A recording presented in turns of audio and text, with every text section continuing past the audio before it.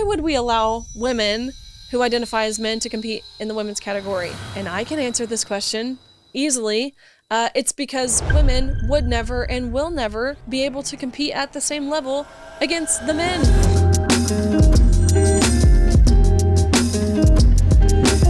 So Miss Riley Gaines, how welcome have you felt to like the conservative space ever since you started speaking out? I was really nervous when I first took a stand. Naturally, I think we were kind of told we should be nervous.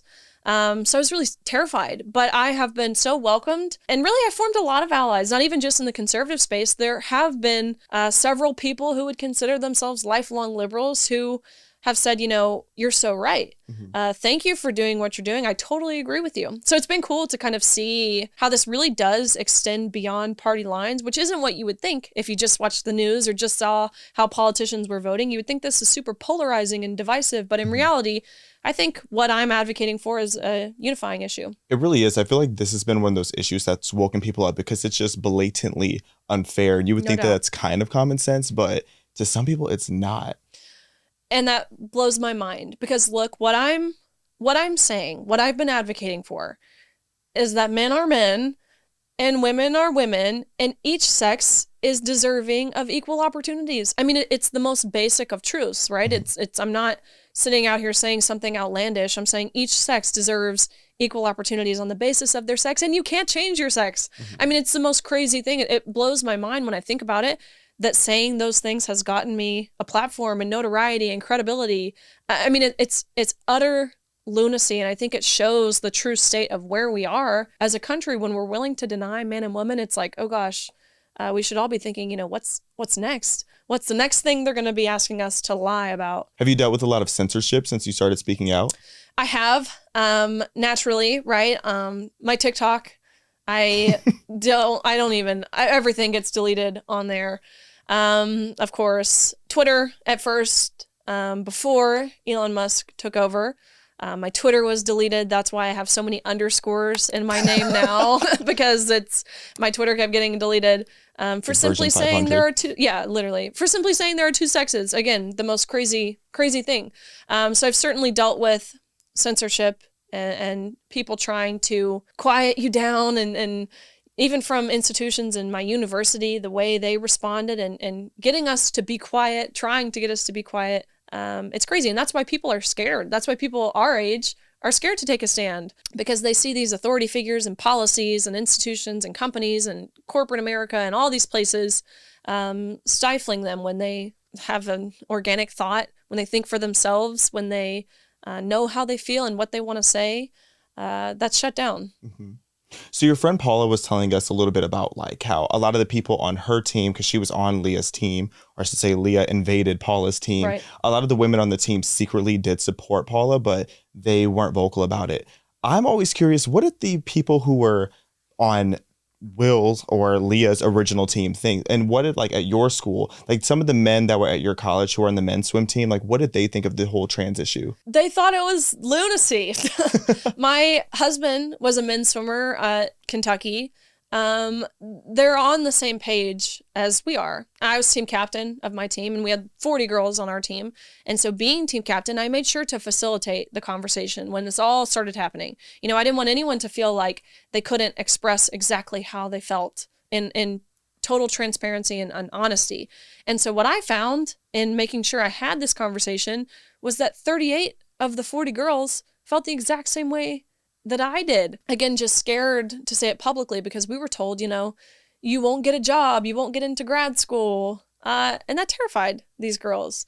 But majority of my team, 95% of my team, my coaches, my athletic director, were all supportive of me. And I think having that support from the get-go pretty much is certainly a big part in why I felt comfortable and confident enough to take a stand. Mm-hmm. What Paula and her teammates went through is criminal, I think is the best word for it. It really breaks my heart for those girls to feel as if they had to talk in total secrecy and walking on eggshells. Again, it's just crazy. How often do you hear from current athletes about transgenderism affecting their sports? All the time. Really? All the time. I get messages daily from female athletes, from coaches, from even parents who don't know what to do.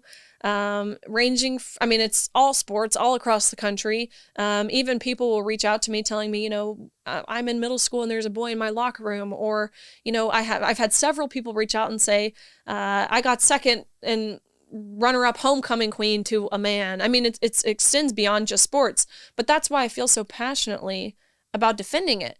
Because as it continues, there's more girls exploited in locker rooms. There's more people who have to worry about their safety in their sports, especially physical contact sports, and more people who are losing out, more women who are losing out on opportunities.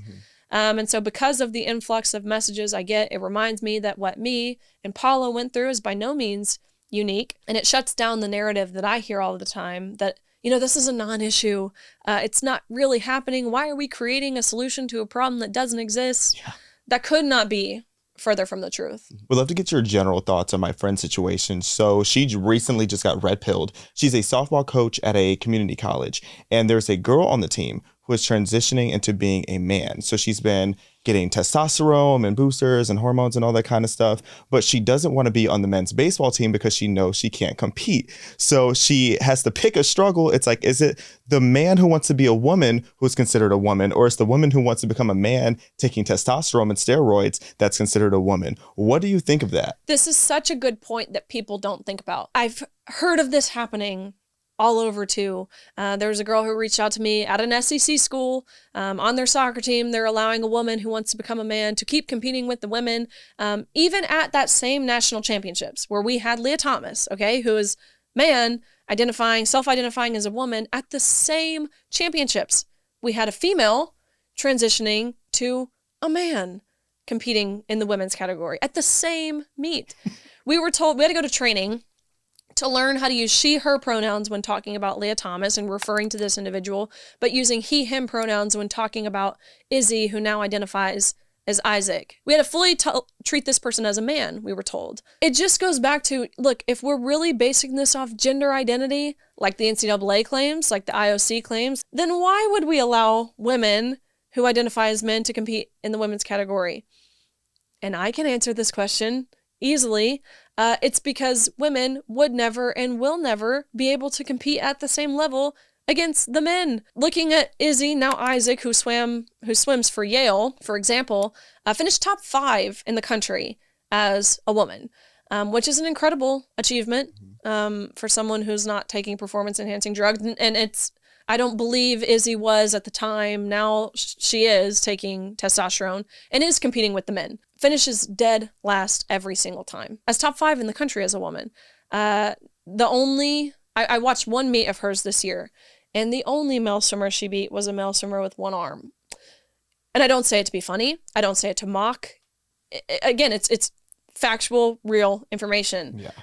But it sounds like a South Park episode in real life that we're living through. We have doping policies in place for a reason, and it's because, what did we call Lance Armstrong? We called him a cheater when he cheated and took testosterone. But now suddenly taking testosterone in regards to transgender care is not cheating. It's brave and admirable and inspiring and stunning and whatever other virtuous word they want to use. But no, it's cheating in regards to sports. Before you started speaking out and you made that decision, I'm going to use my voice and speak against this issue, did you tell anyone or did you just go for it? I talked to my family. I talked to my coaches. I'll never forget, I called my athletic director at Kentucky. His name is Mitch Barnhart. We had a great relationship. But I loved my university, and I was so scared that I would be painting my university in a bad light. That's what they constantly told us is if you do this, you're not representing yourself, you're representing us, and we've already taken your stance for you. Don't forget you signed a scholarship. And so I was so scared that I would be hurting my school. So I called my athletic director, and I told him, this is what happened. This is how we feel. How do you feel if I take a public stance? And I will never forget, because he said back to me, Riley, I love you. I support you. Speak your heart, stay true to your convictions, and don't worry about painting the university in a bad light. We're behind you. Wow. And that was everything I needed to be able to be confident in taking a stand. And it's so different than what Paula got at her school. Right. And I think it shows, she waited a good bit before she spoke out, and understandably so, because she was petrified because that's what their coaches and administration instilled in them. But to have support from my coaches and my teammates and my athletic director, I think the outcome would be a lot different if I didn't have that. My last question for you, outside of sports, what is something about America or society that you've been waiting to get off of your chest? Ooh, let's see. Let's talk about the Republican Party here. As a Republican Party, we are imploding on ourselves, and the presidential primary and different things. It's so frustrating to see as a young conservative, and it pushes a lot of us away from the Republican Party, really away from politics in general. Mm-hmm. We need to be drawing younger people in to encouraging them to become politically active, whether that's voting, whether that's in activism, whatever that looks like. We need the younger generation, and I don't think the Republican Party is doing a good job, an effective good job of recruiting young people to the conservative party and principles and ideals. And so I think that's my main frustration. Even in regard to female Republican Party leadership, I've been utterly unimpressed, because we have these women who preach of traditional family values and then are having affairs on their husbands.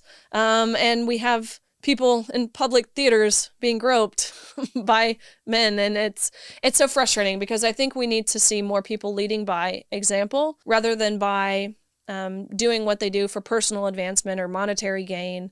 So that's kind of my beef with the Republican Party right now. Stop imploding on ourselves. Stop airing our dirty laundry. What the Democrats do so well is they work in unity. Get it together, because our country is depending on it.